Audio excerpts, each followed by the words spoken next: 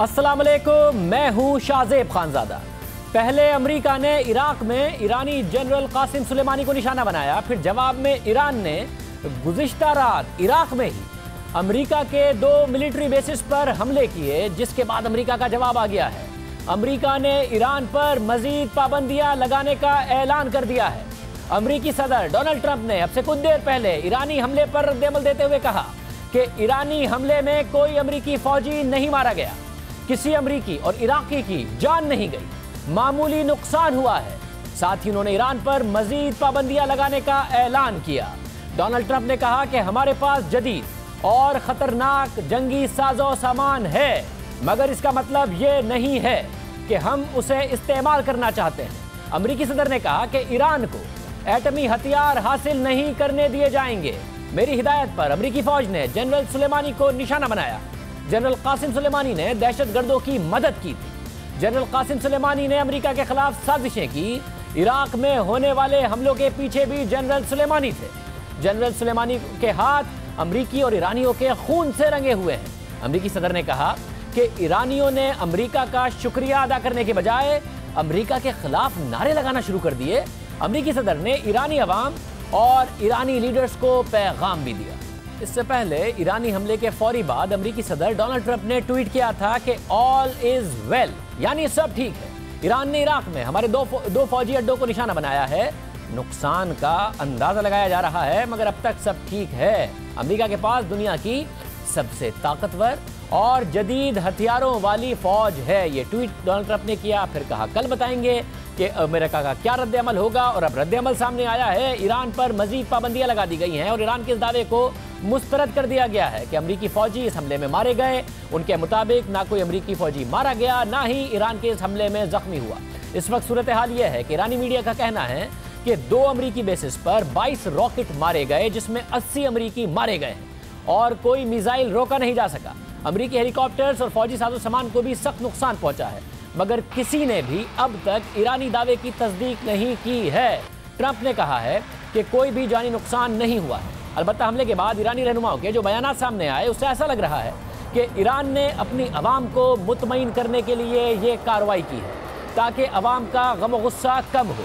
CNN के मुताबिक Iran ने ऐसे वक्त में इस तरह से कार्रवाई की कि नुकसान कम से कम हो। अगर ईरान चाहता तो बहुत से अमेरिकी फौजियों को निशाना बना सकता था, क्योंकि इराक में ऐसी अमेरिकी बेसिस हैं जिन्हें निशाना बनाना आसान था, मगर ईरान ने इराक में एक ऐसी एयर बेस को निशाना बनाया जो बहुत बड़े रकबे पर कायम है और आबादी से दूर है। इसके अलावा ईरान पहले ही इराकी फोर्सेस को खबरदार कर चुका था कि वो अमेरिकी बेसिस से दूर रहें, और अमेरिकी हुक्काम ने भी अपने फौजियों को मुमकिन हमले के हवाले से खबरदार किया हुआ था। CNN के मुताबिक ईरान की कोशिश है कि कशीदगी में इजाफे के बगैर अपनी अवाम को मुतमईन कर दिया जाए, और अब तक ईरानी कोशिश कामयाब होती दिखाई दे रही है। CNN के मुताबिक ईरानी हमले के बाद अमेरिकी सदर ने ट्वीट में ऑल इज वेल और अब तक सब ठीक है कहा, और फिर अपने बयान में भी उन्होंने पाबंदियां तो लगाने का ऐलान किया, मगर जवाब देने का ऐलान नहीं किया। और ईरान का आलमी बिरादरी के लिए CNN के मुताबिक एक अलग पैगाम है और अपनी अवाम के लिए एक अलग पैगाम है। ईरानी वजीर खारजा जवाद ज़रीफ ने हमले को मुनासिब जवाब करार दिया जो ईरान की तरफ से हमला किया गया, जबकि ईरान के सुप्रीम लीडर आयतुल्लाह खामनाई ने तेहरान में अवाम से खिताब करते हुए कहा कि ये हमला अमेरिका के लिए बहुत बड़ा धचका है। जबकि दीगर ईरानी रहनुमाओं ने अपने बयानात के जरिए पैगाम दिया कि अगर अमेरिका मजीद कोई कार्रवाई नहीं करता तो अब मजीद हमलों की ज़रूरत नहीं है। CNN के मुताबिक आगे क्या होगा ये कहना तो मुश्किल है, मगर इस वक्त जो सूरत हाल है वो बिल्कुल वैसी ही है जैसी जनरल सुलेमानी के कत्ल से पहले थी। यह है ईरानी हमले के बाद अमेरिकी मीडिया की राय। ये कहा जा रहा है कि ईरान ने फेस सेविंग कर ली है। ईरानी अवाम जो गम गुस्से में हैं, उनके गुस्से को कम किया जाए और ये तासुर दिया जाए कि ईरान ने हिसाब बराबर कर दिया है। ईरानी हमले के बाद ईरानी मीडिया ने जश्न के मनाजिर भी जारी की। अमेरिकी मीडिया ये दावा कर रहा है कि इराकी वजीर आजम ने अमेरिका को ईरानी हमले से पहले खबरदार कर दिया था। इराकी वजीर आजम ने यह दावा किया है कि ईरान ने हमले से पहले उन्हें ज़बानी तौर पर पैगाम भिजवा दिया था कि हमने हमला शुरू कर दिया है, कार्रवाई शुरू कर दी है या फिर जल्द ही शुरू करने वाले हैं। मगर अमेरिकी मीडिया के मुताबिक हक़ाइक़ इराकी वजीर आजम के दावे की तरदीद कर रहे हैं। इराक ने ईरान की तरफ से मिलने वाले पैगाम के बाद अमेरिका को हमले से पहले बता दिया था कि ईरान कौन सी अमेरिकी बेस पर मिलिट्री बेस को निशाना बनाएगा। इराक की सूरत हाल में फंसा हुआ दिखाई दे रहा है। क्योंकि अमेरिका ने ईरानी जनरल सुलेमानी को इराक में निशाना बनाया। ईरान ने अमेरिकी मिलिट्री बेसिस को इराक में निशाना बनाया। पहले इराक में ईरानी मलेशिया के मुदाखलत से इराकी शहरी तंग थे और ईरान के खिलाफ एहतजाज कर रहे थे, मगर अमरीकी हमले के बाद अब वहाँ के शहरी अमेरिका के खिलाफ एहतजाज कर रहे थे और अब ईरान ने इराक के अंदर अमेरिकी मिलिट्री बेसिस पर हमला कर दिया है।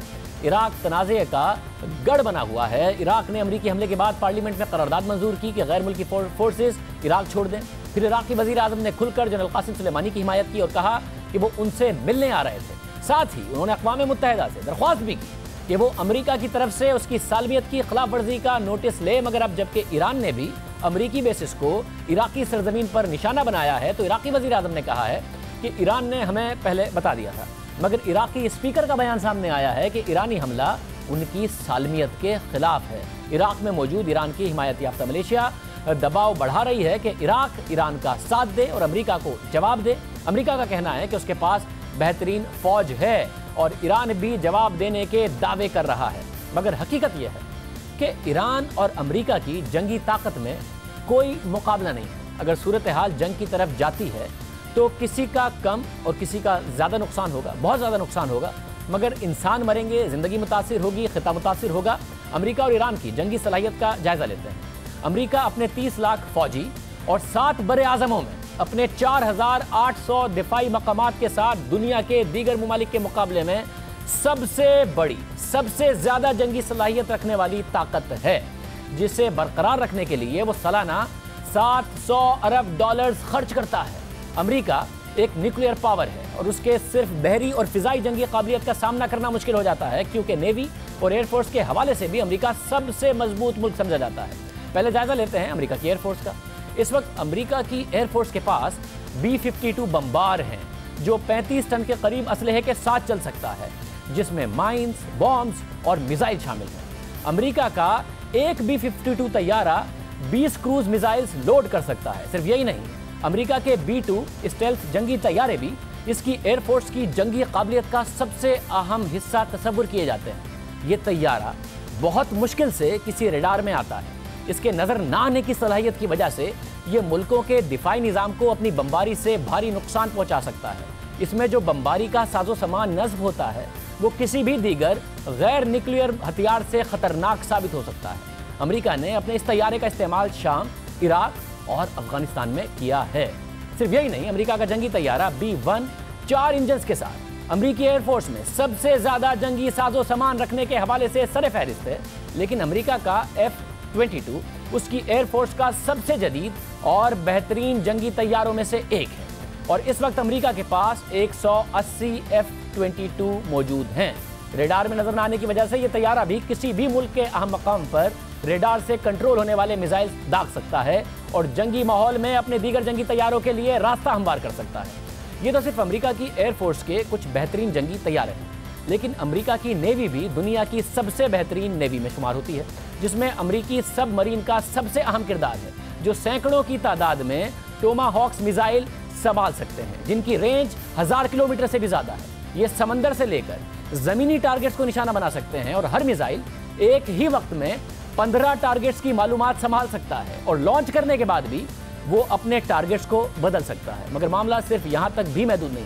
अमेरिका के जंगी बहरी जहाज़ों में एयरक्राफ्ट कैरियर्स उसकी जंगी सलाहियत का सबसे बड़ा हिस्सा है। इस वक्त अमेरिका के पास 11 एयरक्राफ्ट कैरियर्स हैं, यानी ऐसे जंगी बहरी जहाज़ हैं जो कि जिनके पास एयरक्राफ्ट कैरियर्स होते हैं, जो समंदर से फ़िज़ाई हमले के हवाले से अमेरिका के बेहतरीन हथियारों में से एक हैं। अमेरिका का सिर्फ एक एयरक्राफ्ट कैरियर 60 जंगी तैयारे संभाल सकता है, जिसमें F-18 तैयारे भी शामिल हैं जो फ़िज़ा से ज़मीन पर मिसाइल दाग सकते हैं। इसी के साथ अमेरिका के पास ऐसे बहरी जहाज़ भी हैं जो उसकी ज़मीनी फ़ौज और हेलीकॉप्टर्स को लेकर किसी भी समंदरी इलाके में दाखिल हो सकते हैं। साथ ही इन बहरी जहाज़ों में अमेरिका के सबसे जदीद जंगी तैयारे F-35 के लिए स्टेशन भी मौजूद हैं। इसी तरह अमेरिका के बाज़ बहरी जहाज़ों में क्रूज़ मिसाइल्स की सलाहियतें भी मौजूद हैं, यानी अमेरिका हर लिहाज से बराह रास्त जंग की ना सिर्फ सलाहियत रखता है बल्कि सबसे ज़्यादा ताकत का मुजाहरा करने की काबिलियत भी रखता है। लेकिन ईरान उसके बिल्कुल बरक्स है। ईरान के पास ऐसी कोई सलाहियत मौजूद नहीं है कि वो बराह रास्त अमेरिका जैसी सुपर पावर से जंग कर सके और उसे कोई भारी नुकसान पहुंचा सके। इस वक्त ईरान के पास 5 से 6 लाख की फौज है, जिसमें 1,50,000 के करीब इनकलाबी गार्ड्स की फौजी हैं। लेकिन पाबंदियों और आलमी असलहे की मार्केट्स तक उसकी रसाई ना होने की वजह से ईरान के पास जदीद जंगी साजो सामान मौजूद नहीं है। इस वक्त ईरान के सबसे अहम हथियार बैलिस्टिक मिसाइल्स और दूसरे मुल्कों में मौजूद उनकी प्रॉक्सीज हैं। बैलिस्टिक मिसाइल्स में ईरान के पास शहाब, क़याम, फातेह और जुल्फ़िकार नामी मिसाइल्स मौजूद हैं और रिपोर्ट्स के मुताबिक मशरिक़ वस्ता में सबसे ज़्यादा बैलिस्टिक मिसाइल्स ईरान ही के पास हैं, जो इसराइल, सऊदी अरब और यूरोप के कुछ ममालिक तक पहुँचने की सलाहियत रखते हैं, जिसमें 2000 किलोमीटर के साथ सबसे ज़्यादा रेंज शहाब नामी मिसाइल की है। ईरान की समंदरी फौज 20,000 पर मुश्तमिल है, लेकिन ईरान के पास कोई जदीद जंगी बहरी जहाज़ मौजूद नहीं है। नेवी पर उसका ज़्यादातर इन्हिसार मिसाइल से लदी जो पेट्रोल बोट्स हैं उन पर होता है, जो स्ट्रेट ऑफ हुर्मुज़ पर गश्त करती हैं और ऑयल टैंकर्स को निशाना बनाती हैं, लेकिन किसी बड़े जंगी बहरी जहाज़ को कोई नुकसान नहीं पहुँचा सकती।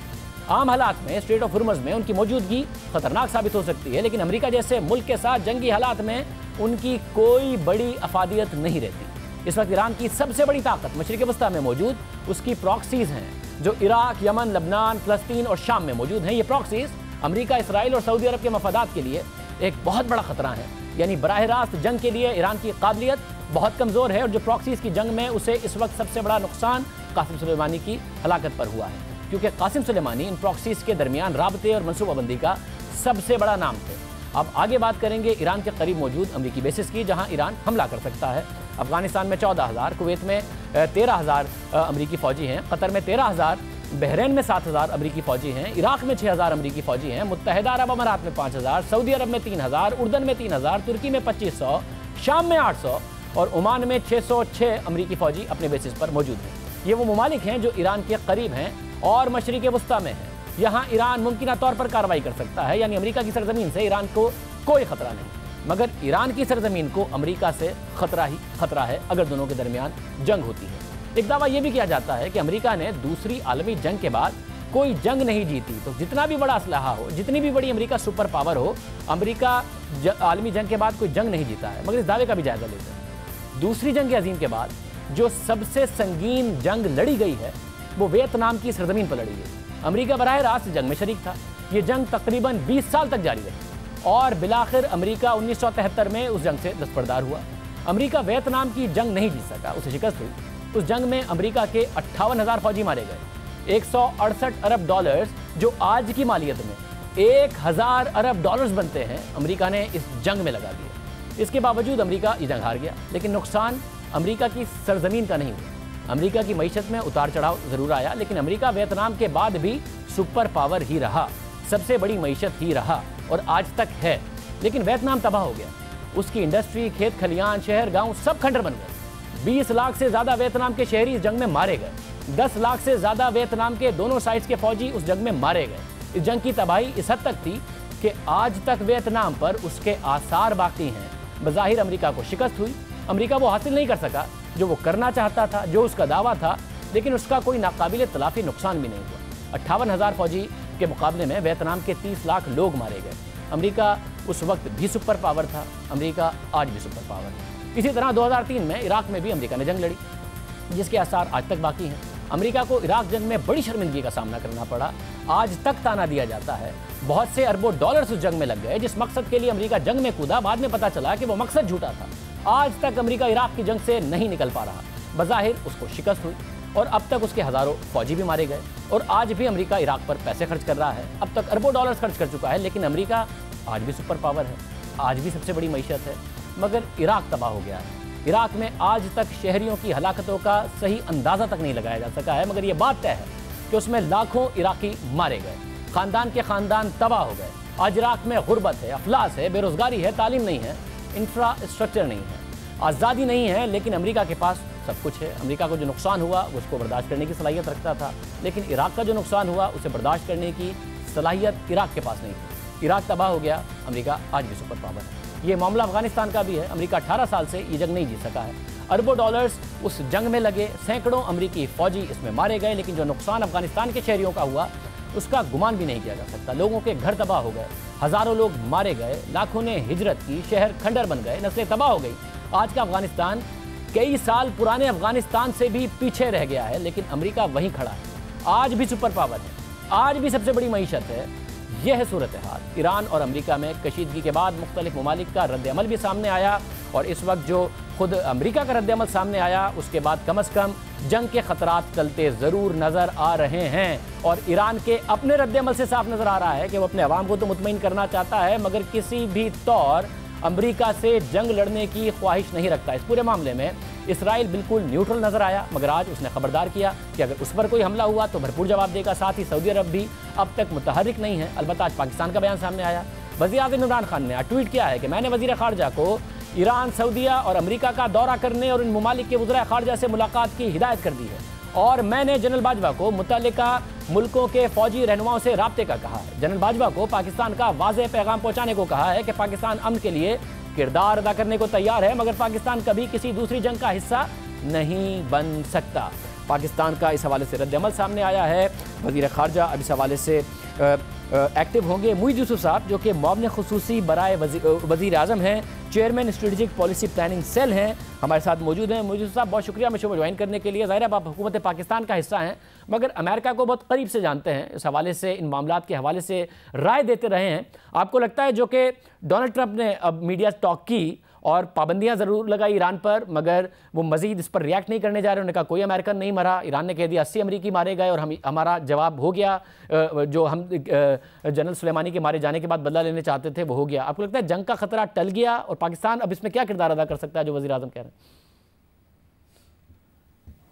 जी शुक्रिया शाजिब। देखिए बात यह है कि पाकिस्तान ने अपना मौक़िफ़ वाज़े कर दिया। आज आपने वज़ीर आज़म की ट्वीट भी देखी, उसके बाद वज़ीर ख़ारजा ने भी एक बयान दिया है कि हमारा बिल्कुल वाज़े इसमें स्टांस है कि हम डी एस्केलेशन चाहते हैं। हम चाहते हैं कि खित्ते में कोई जंग की सूरत ना बने। देखिए हम किस तरह क्या फायदा हमारा हो सकता है अगर ये कशीदगी बढ़े। पहले ही मशरिक़ वुस्ता के हालात आपको नजर आ रहे हैं, तो वो मौक़िफ़ तो वाज़ेह है। ट्रंप साहब ने जो अभी बात की, आप दुरुस्त फरमा रहे हैं कि उन्होंने भी ये नहीं कहा कि कोई एस्केलेशन की तरफ बात, हालांकि उसमें वो सारा रेटरिक मौजूद था जो अमेरिका पहले देता रहा है ईरान के बारे में। ईरान ने भी आज अपने हमले के बाद कहा कि वो जो बदला झुकाना चाह रहे थे वो हुआ। तो उम्मीद यही करनी चाहिए कि इसके बाद मामलात जो है वो डायलॉग की तरफ जाएं, मामलात हल हो और इससे ऊपर एस्केलेशन ना हो।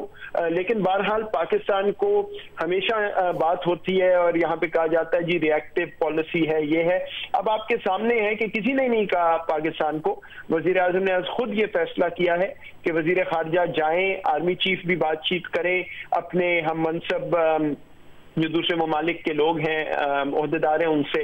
और उसकी वजह यही है कि एक आपको अब कड़ी शाज़ेब बिल्कुल नजर आ रही है क्लियरली, जो आपको पहले भी इससे नजर आई कि पाकिस्तान बारहा ये बात कर रहा है कि जहां भी हम कोशिश कर सकते हैं कि मामलात को ठंडा करें, ब्रिजेस को बिल्ड करें, साजिशी का किरदार अदा करें कि खित्ते में अमन आए, वो अब हमारा फोकस है पॉलिसी का। तो ये एक बहुत बड़ा पैराडाइम शिफ्ट है जिसको मेरा ख्याल है बदकिस्मती से वो तनकीद का भी पहले निशाना बनाया गया है, लेकिन इन द लॉन्ग रन आप ये देखेंगे कि जब ये एक एस्टैब्लिश पैटर्न आपको नजर आ रहा है और आता रहेगा तो दुनिया में भी पाकिस्तान का मेरा ख्याल है वकार और इंपॉर्टेंस बढ़ेगी। और अगर पाकिस्तान किरदार अदा करना चाह रहा है तो आपको लगता है पाकिस्तान की ऐसी पोजीशन है कि वो किरदार अदा कर सके? और अगर अमेरिका राब्ता कर रहा है, खुद उनकी तरफ से राब्ता हो रहा है, ईरान, सऊदी अरब, इन ममालिक की तरफ से भी एक वेलकमिंग पाकिस्तान को रिस्पॉन्स मिले कि इस सिचुएशन को रिजॉल्व करे, तवक्को की जा सकती है? देखिए शायद इसमें दो बातें। पहली तो बात यह कि जब इतनी कशीदा सूरत हाल हो, मामलात इतने खराब हो, तो जाहिर बात है कि कोई मीडिएशन करता है, कोई बातचीत कराता है, कोई दोस्त सामने आता है। तो ऐसा तो नहीं है कि सारे कहेंगे जी बहुत अच्छा, सब इससे बेहतर चीज नहीं, फौरन मामलात हल हो जाएंगे। जाहिर बात है इतना मुश्किल एनवायरनमेंट है, लेकिन यही प्रोएक्टिव पॉलिसी होती है, यही डिसीजन मेकिंग है और यही स्टेट्समैनशिप है कि मुश्किल औकात पर जाकर एक ऐसा मुल्क जो है वो कोशिश करेगा, जो वाहिद मुस्लिम दुनिया का मुल्क है मेरा ख्याल। इस वक्त मुझे आप बताइए और कोई मुल्क आपके जहन में आता है जो इस तरह का रोल अदा कर सकता है? बदकिस्मती से इतनी बटी हुई है मुस्लिम दुनिया के कोई और मुल्क नहीं है। पहले भी पाकिस्तान ने कोशिश की है, लेकिन देखिए इसका बेंचमार्क जो है वो सक्सेस का ये नहीं हो सकता कि जी मामला हल हुए कि नहीं। ये एक लॉन्ग टर्म प्रोसेस है। जो रोल पाकिस्तान ने अपनाया है वो कोई और इस वक्त मुस्लिम दुनिया में नहीं कर सकता। जब दुनिया में अमेरिका जैसा मुल्क जो है वो रीच आउट कर रहा है कि जी आप ये देखिए और मदद कीजिए, तो और हमें क्या और इसका चाहिए प्रूफ कि ये मामला जो है किस तरफ जा रहा है। तो मेरे नजदीक ये एक विक्ट्री है पाकिस्तान की कि अब दुनिया के ममालिक भी आ रहे हैं, हम आज खुद नहीं कर रहे, वो कह रहे हैं कि आके कोई मदद करे। बाकी ये कि जाहिर बात है वैसे मगर ये जो मदद मांग रहे हैं आपने क्या वो कह रहे हैं कि मदद करें, वो सिचुएशन को ठंडा करने के लिए ही मांग रहे हैं, डी एस्केलेशन के लिए ही पाकिस्तान की मदद मांग रहे हैं? हाँ, ये मैं आपको कैटेगोरिकली बता सकता हूं। ये पहले भी बात हुई और मुझे नहीं पता ये बात कहां से और क्यों शुरू हुई। एक ही एजेंडा आइटम है, वो डी एस्केलेशन है। इसके अलावा ना कोई पाकिस्तान ने बात की है और ना मैं आपको हकीकत बता रहा हूं किसी और मुल्क को तवक्को है, क्योंकि उनको पाकिस्तान का इस वक्त स्टांस पता है। इस पे एक मंतक की बात है, पाकिस्तान नहीं चाहता किसी किस्म की एस्केलेशन। तो अगर कोई ऐसी बात करेगा भी तो जवाब ना में ही होगा, इसमें आपको किसी किस्म का शक नहीं होना चाहिए। और सच्ची बात यह है, ना किसी ने यह कहा है और पाकिस्तान ने एक ही बात की है कि हमें डी एस्केलेशन चाहिए और उसमें जो रोल हम अदा कर सकते हैं हम करने को तैयार हैं। बहुत शुक्रिया, मुझे साहब हमारे साथ मौजूद थे, इस हवाले से तज़िया दे रहे थे। जंग का खतरा अमेरिका और ईरान के दरमियान टल गया है। ईरान की तरफ से जो बयानात आए हैं उससे वाज़ेह लग रहा है कि ईरान यहाँ से आगे कार्रवाई नहीं चाहता। जो ईरान ने कार्रवाई की, अमेरिका उसका जवाब नहीं देना चाहता, ईरान पर मजीद पाबंदियाँ लगा रहा है और इस बात को डिनाई कर रहा है कि कोई भी अमरीकी इस ईरानी हमले में मारा गया या जख्मी हुआ। ईरान का दावा है कि 80 अमरीकी फौजी इस हमले में मारे गए। प्रोग्राम में ब्रेक शामिल करते हैं और हम खबर पर बात करेंगे।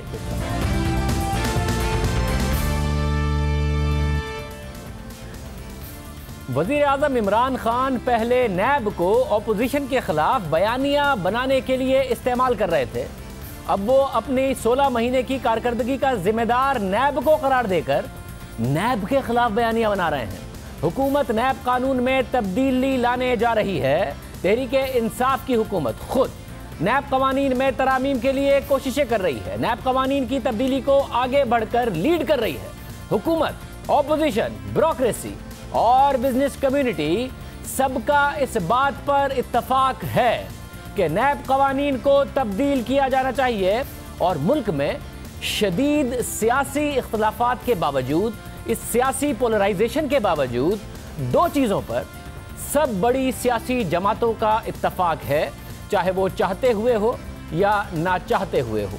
एक आर्मी चीफ की मुद्दत मुलाजमत में तौसी पर और दूसरा नैब कवानीन में तब्दीली पर। नैब के सख्त कवानीन और लामहदूद इख्तियारात की वजह से उसे माजी में भी काला कानून कहा जाता रहा है और इन कवानीन और इख्तियारात के साथ ही नैब पाकिस्तान में 21 साल से मुतहदिक है। मगर गुज़िश्ता 21 सालों में पहली बार मौजूदा chairman NAB justice retired Javed Iqbal की कार्रवाइयों के बाद नैब के खिलाफ ये इत्तफाक़ राय पैदा हुआ है कि नैब ने मईशत को बेपनाह नुकसान पहुंचाया है। नैब की ऐसी कार्रवाइयों और मईशत साथ नहीं चल सकती। हालांकि पीपल्स पार्टी का दौर हो या फिर नून लीग का, दोनों हुकूमतों में नैब के मौजूदा कवानीन के तहत ही कार्रवाइयाँ की गई। यहाँ तक कि मौजूदा chairman NAB justice Javed Iqbal को नून लीग और पीपल्स पार्टी बाहिमी मुशावरत से ही लेकर आए थे। चेयरमैन नैब बनने के बाद उन्हें बेपनाह सपोर्ट मिली। तहरीक इंसाफ की हुकूमत आने के बाद चेयरमैन नैब ने मौजूदा हुकूमत की सपोर्ट के जरिए इख्तियारात की बेपनाह कुव्वत को इस्तेमाल किया, जिसे चाहा, जिस स्टेज पर चाहा गिरफ्तार किया। जुर्म साबित ना होने के बावजूद कुछ लोग अरसे से जेलों में हैं। सियासतदान, बिजनेस कम्युनिटी और ब्यूरोक्रेसी सबके खिलाफ इल्जामात लगाए गए, कार्रवाइयाँ शुरू की गई, गिरफ्तारियाँ हुई, उनकी बदनामी हुई, मगर हुकूमत खुश थी और नैब की कार्रवाइयों की तारीफें कर रही थी। और अब यही हुकूमत 16 माह बाद वजीर आजम अपनी हुकूमत की कारकर्दगी ना दिखाने की जिम्मेदारी नैब पर डाल रहे हैं। 16 माह तक नैब की कार्रवाइयों की तारीफ करके मुकम्मल ओनरशिप लेकर ऑपोजिशन के खिलाफ करप्शन का बयानिया बनाया और अब उसी नैब की कार्रवाइयों को ब्यूरोक्रेसी के काम ना करने की वजह से हुकूमती काम ना होने का बयानिया बना रहे हैं। और हर दूसरे रोज अपनी तकरीर में वजीर आजम मुल्क में बिजनेस कम्युनिटी और ब्यूरोक्रेसी के काम ना करने की जिम्मेदारी नैब पर डालते हैं। अपनी हुकूमत की गुड गवर्नेंस की सुस्त कारकर्दगी और सरमायाकारी ना होने तक की जिम्मेदारी नैब पर डालते हैं। गवर्नेंस सिस्टम जितना अच्छा होता है उतनी सरमायाकारी आती है। और नैब लॉ के अंदर जो हम तब्दीली लेके आए हैं वो तब्दीली लेके इसलिए आए हैं कि एक हमारा जो ब्यूरोक्रेट है उसके ऊपर ये जो एक तलवार लटक रही थी कि प्रोसीजर के ऊपर उसको पकड़ा जाता था कि अगर वो प्रोसीजर कर दे, कहीं साइन कर दे और वो लॉस हो जाए तो इसकी वजह से हमारी फाइलें नहीं चल रही थी।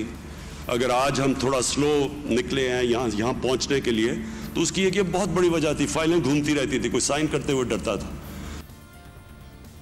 मगर हुकूमत में आने के बाद मुसलसल वजीर आजम पर नैब को अपोजिशन के खिलाफ इस्तेमाल करने का इल्जाम लगता रहा। फिर अपोजिशन को टारगेट करने और अपोजिशन रहनुमाओं के खिलाफ ब्यूरोक्रेसी को टारगेट करने का इल्जाम लगा।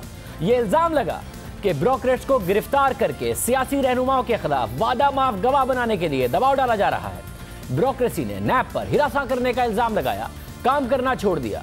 लोकल मीडिया में ब्यूरोक्रेसी के तहफ़्फ़ुज़ात पर खबरें आई, यहां तक कि बरतानवी खबर रसाई इदारे रॉयटर्स ने खबर छापी कि नैब के हिरासत किए जाने की वजह से पाकिस्तान में ब्यूरोक्रेसी काम करने को तैयार नहीं। सदर मुमलिकत डॉक्टर आरिफ अलवी खैबर पख्तूनख्वा गए तो ब्यूरोक्रेसी ने उनसे भी शिकायत की। नेपरा, ACCP खुलकर कहने लगे कि नैब काम करने नहीं दे रहा, मगर हुकूमत खुश थी, नैब की कार्रवाइयों की ओनरशिप ले रही थी, मजीद अपोजिशन रहनुमाओं की गिरफ्तारियों की पेशगोइयां कर रही थी।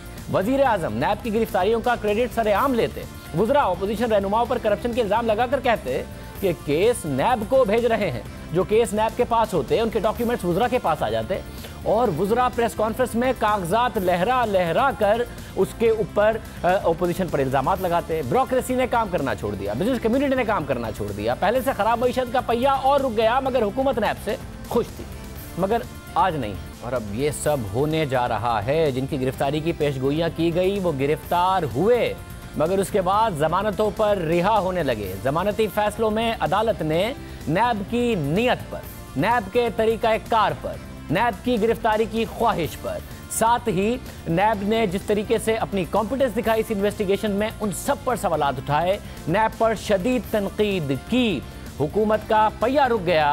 अब वज़ीर आज़म खुद मान रहे हैं और अपोजिशन के साथ मिलकर हुकूमत तैयार है नैब के कवानीन में तब्दीली करने पर। सुहेल बड़ाई साहब, सीनियर साथी तज़कियाकार हमारे साथ मौजूद। बड़ाई साहब बहुत शुक्रिया।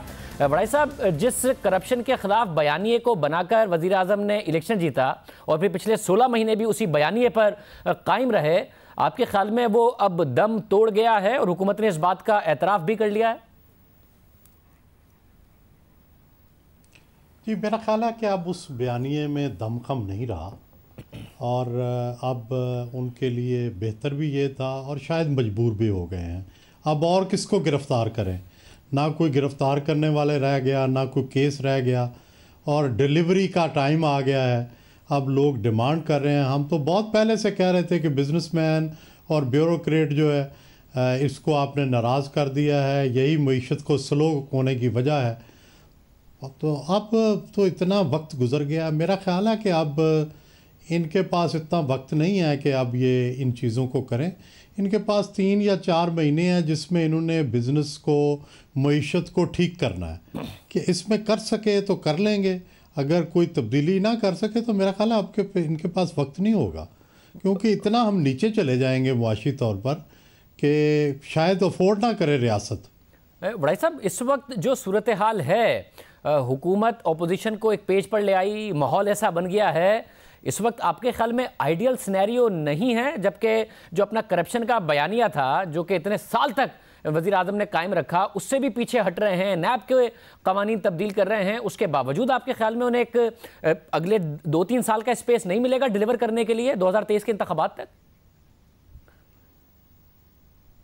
मुझे ऐसे लगता है कि ये अगर इसको बहुत गहरी नज़र से देखा जाए तो ये जो तरमीम हुई है इसके बाद से मुल्क का सियासी मंजरनामा बहुत बदल जाएगा। अपोजिशन को स्पेस मिलनी शुरू हो जाएगी और हुकूमत की स्पेस कम होनी शुरू हो जाएगी। मतलब यानी कि मरीम नवाज़ और नवाज़ शरीफ अगर खामोश हों, इस तरमीम को अगर वोट दिया जा रहा हो तो नून लीग खुद तो ज़ाहिर दबाव में है, उनका कारकुन इस वक्त नाराज़ भी है, वो खुद भी कह रहे हैं कि हमें गालियां दे रहा है, हमें ज़रा सही तरीके से हैंडल करना चाहिए था। मगर आप ये कह रहे हैं कि ये हुकूमत के लिए भी कोई बहुत इत्मीनान की बात नहीं है, उनकी खामोशी परेशानी ही की बात है। नहीं, ये बहुत परेशानी की बात है, इसलिए कि आखिर नून क्यों ये कर रही है। उन्हें देखें कोई फौरी रिलीफ नहीं मिलने वाला इससे, ना उन्हें कोई रिलीफ की ज़रूरत है। देखें वो तो रिलीफ ले चुके हैं, वो बाहर जा चुके हैं, मरियम जो है वो जेल से आ चुकी हैं, कोई ऐसा उनका प्रॉब्लम नहीं है। इसका मतलब है कि कोई फ्यूचर के बारे में बात है। और सब और हुकूमत चलेगी तो डिलीवरी से ही प्रूव करने की ज़रूरत है। आप जैसे लोग वो आप जैसे इन्वेस्टिगेटिव रिपोर्टर पता कराए हैं। भाई साहब, इसका मतलब अगर हुकूमत ने यहाँ से चलना है तो किसी बयानिए को लेकर इल्ज़ामात की सियासत करके नहीं चल सकती, अपनी डिलीवरी और गवर्नेंस से ही चल सकती है, अगर वज़ीर आज़म का फोकस अब मुकम्मल तौर पर उस तरफ हो। जी, मेरा ख्याल है कि पहले भी यही ज़रूरत थी, लेकिन अब तो यूँ समझिए कि आखिरी झटका है कि जिसमें उन्हें दिखाना होगा कि वो डिलीवरी कर सकते हैं, पूरा फोकस दिखाएं, विजन दिखाएं। और मेरा ख्याल है कि मेरी ज़ाती राय तो यह है, हुकूमत को चलना चाहिए, 5 साल पूरे करने चाहिए। एक जमहूरी जो तरीका होता है मैंडेट का, क्योंकि अगर इनको नो कॉन्फिडेंस के ज़रिए हटाया गया और एक अबूरी हुकूमत लाई गई तो वो भी कोई आइडियल जमहूरियत नहीं है।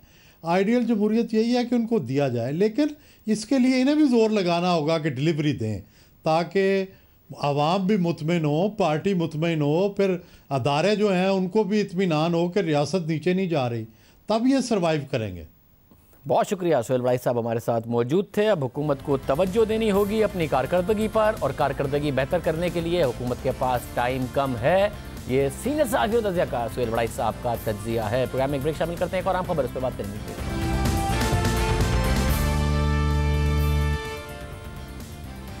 भारत में मोदी सरकार ने एक एक करके जमहूरियत के हर पिलर को गिरा दिया है। अदलिया, पार्लियामेंट और मीडिया, यहां तक के फौज को भी हुकूमत ने कंट्रोल कर लिया है। तो फिर तलबा बोलना शुरू हो गए हैं, और ऐसा बोले कि पुलिस के तशद्दुद और गिरफ्तारियां भी उन्हें खामोश नहीं करा सकी हैं। आवाज बुलंद से बुलंदतर होती जा रही है, हम आवाजों में इजाफा होता जा रहा है। भारतीय हुकूमत के मुतनाज़ शहरियत बिल के खिलाफ इस वक्त भारत में सबसे मजबूत आवाज तलबा की, और अब भारतीय फिल्म स्टार्स भी उनके साथ दे रहे हैं। गुज़िश्ता रोज भारतीय अदाकारा दीपिका पादुकोण ने जवाहरलाल नेहरू यूनिवर्सिटी में होने वाले भारतीय इंतहा पसंद गुंडों के हमले में जख्मी होने वाले तलबा से इजहार यकजहती किया। इस बात के बावजूद भी कि दीपिका की फिल्म रिलीज होने वाली है, उन्हें किसी भी तनाज़े का नुकसान हो सकता है, उन्होंने तलबा का साथ दिया। मोदी हुकूमत को तलबा की जानिब से सख्त मुज़ाहमत का सामना है। इस हवाले से वाशिंगटन पोस्ट में 6 जनवरी को भारत की मारूफ सहाफ़ी बरखा दत्त का आर्टिकल वाशिंगटन पोस्ट में शाया हुआ। बरखा दत्त लिखती हैं कि मोदी के एजेंडे ने भारतीय नौजवानों की सख्त मुखालफत का सामना किया है। जब हर आवाज़ खामोश हो गई तो नरेंद्र मोदी को सबसे मजबूत आवाज़ नौजवानों की आवाज़ का सामना है। वज़ीर आज़म नरेंद्र मोदी की हुकूमत अपने सख्त फैसलों से भारत के तलबा को रियासत के खिलाफ खड़ा कर रही है, जिसके नतीजे में मुल्क की बेहतरीन मशहूर यूनिवर्सिटी के कैंपसेस में बदअमनी और बगावत पैदा हो गई है। हिंदुस्तान के तलबा नाराज और बेचैन हैं, लेकिन मोदी सरकार ने बातचीत और मुफाहमत में कोई दिलचस्पी जाहिर करने की बजाय अपने कुछ मुतनाज़े फैसलों को दुगना कर दिया है। इस हकीकत के बावजूद कि मईशत डगमगा रही है, हुकूमत की तवज्जो उस पर होनी चाहिए, तनाज़ात पर नहीं, नफरत और तासुब के हथियारों से। बरखा दत्त लिखती है कि नफरत और तासुब के हथियारों से भारत खतरनाक हद तक बदल सकता है, जिसे हम जानते हैं, लेकिन उम्मीद की एक किरण है। मुल्क का 2/3 हिस्सा 35 साल से कम उम्र तलबा आइन के लिए और मुख्तलिफ मुआशरती नज़रियात के लिए लड़ रहे हैं। भारत के मुसलमान अपनी जगह लड़ रहे हैं, और भारत में इससे पहले भी ज़्यादती के ख़िलाफ़, जुल्म के ख़िलाफ़, हक तलफी और अदम बर्दाश्त के ख़िलाफ़ कुछ आवाज़ें उठी, मगर खामोश करा दी गई, और फिर एक एक करके सब ने कॉम्प्रोमाइज़ कर लिया। जब भारत में पाकिस्तानी फनकारों के काम करने के खिलाफ मुहिम चलाई गई तो बॉलीवुड स्टार सलमान खान ने भी अमन की बात की थी और कहा था कि फनकार वीज़ा लेकर आते हैं, वो दहशतगर्द नहीं होते। मगर फिर सलमान खान पर दबाव बढ़ा। पुलवामा हमले के बाद सलमान खान के प्रोडक्शन हाउस के तहत बनने वाली फिल्म नोटबुक के लिए आतिफ असलम को गाने से रोक दिया गया। सलमान खान खामोश हो गए। नरेंद्र मोदी के इक़्तिदार में आने के बाद से जब भारत में मजहब की बुनियाद पर नफरत की सियासत आगे बढ़ने लगी तो शाहरुख खान भी बोले, फिर शाहरुख खान भी खामोश हो गए। इसके अलावा अदाकार आमिर खान ने भी भारत में बढ़ते हुए अदम बर्दाश्त पर बात की। उन्होंने कहा कि पहली दफ़ा मेरी बीवी हमारे बच्चों के भारत में मुस्तकबिल के लिए परेशान है, मुल्क से बाहर जाने की बात करती है, ये मेरे लिए एक तबाहकुन बात। मगर शाहरुख खान, आमिर खान, सलमान खान पर शदीद तनकीद हुई। करण जौहर भी बोले, उन पर भी शदीद तनकीद हुई। कहा गया पाकिस्तान चले जाओ, दबाव बढ़ा तो ये सब खामोश हो गए। उन्होंने चुप इख्तियार कर लिया। ऐसा माहौल बनाया गया कि जिसमें जंग की बातें करने वालों की हौसला अफजाई होने लगी और अमन की बात करने वालों को खामोश कराया जाने लगा। इख्तिलाफ राय को दबाया गया। जिस किसी ने भी इख्तिलाफ किया उसे गद्दार करार दिया गया। जिसने सच बोला उसे मुल्क दुश्मन करार दे दिया गया। भारत में हुब्बुल वतनी की एक नई तारीफ जन्म लेने लगी जिसमें सच की गुंजाइश नहीं थी। जो सच कहे उसे गद्दार कह दो, जो सच कहे उसे कौमी सलामती के खिलाफ समझा जाए, जो हक़ाइक़ सामने लाए उसे मुल्क दुश्मन समझा जाए। सच बोलने वालों पर ज़मीन तंग कर दी गई, सच को मुल्क की सलामती के खिलाफ समझा गया। वो सच जो शायद हुकूमती नज़रिए के मुताबिक और उसके मफाद में नहीं था, जो रियासती नज़रिए के मुताबिक और उसके मफाद में नहीं था, मगर कौम के मफाद में था, मुल्क के मफाद में था। फिर जहाँ मीडिया खामोश हुआ, नरेंद्र मोदी की सिर्फ तारीफ़ें करने वाले ही काम कर पा रहे थे, अदलिया मोदी हुकूमत के दबाव में आ गई, तो फिल्मी सितारे भी नरेंद्र मोदी का सॉफ्ट इमेज बनाने के लिए मैदान में आ गए। फिर फिल्मी सितारों ने नरेंद्र मोदी की हिमायत की, भारतीय वज़ीर आज़म के साथ सेल्फियाँ लेने लगे, कश्मीर पर भारतीय हुकूमत का मुतनाज़ फैसला आया, फिर मुतनाज़ शहरियत बिल मंजूर हुआ तो खामोशी रही, चंद आवाज़ें ही उठी। फिर जब दिल्ली की जामिया इस्लामिया के तलबा पर भारतीय पुलिस ने जारियत की, तलबा को निशाना बनाया, एक एक करके दीगर तलबा ने उनका साथ देना शुरू किया, तलबा की आवाज़ फैलती चली गई। भारत की मुख्तलिफ रियासतों में तलबा का एहतजाज फैल गया। ऐसा लगने लगा कि इस वक्त सिर्फ तलबा ही हैं जो भारतीय वज़ीर आज़म नरेंद्र मोदी की सोच के खिलाफ बोल सकते हैं।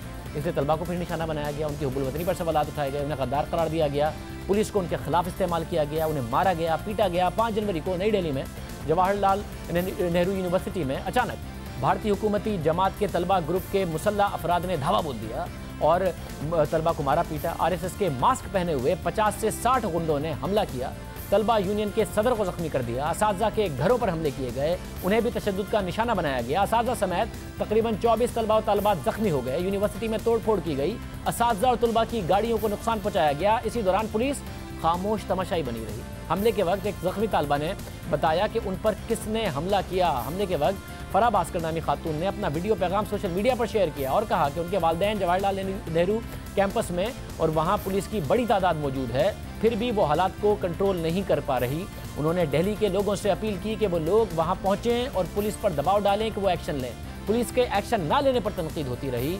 तशद्दुद के बाद तलबा की आवाज़ मज़ीद मजबूत हो गई। भारत के मुख्तलिफ शहरों में वाक़े के खिलाफ एहतजाज किए जा रहे हैं। मोदी हुकूमत ने अपने मुतनाज़े फैसलों और अवाम के खिलाफ ताकत का नाजायज़ इस्तेमाल करके फ़ौज के किरदार को भी मुतनाज़े कर दिया है, पुलिस को तलबा के खिलाफ इस्तेमाल करके उसे भी मुतनाज़े कर दिया है। यहाँ तक कि भारत में अब ये नारा गूंज रहा है कि ये जो दहशतगर्दी है उसके पीछे वर्दी है। नरेंद्र मोदी ने अदलिया और मीडिया के बाद फ़ौज और पुलिस को भी अपनी सियासी भी टीम बना लिया है, जिसके खिलाफ एहतजाज हो रहा है।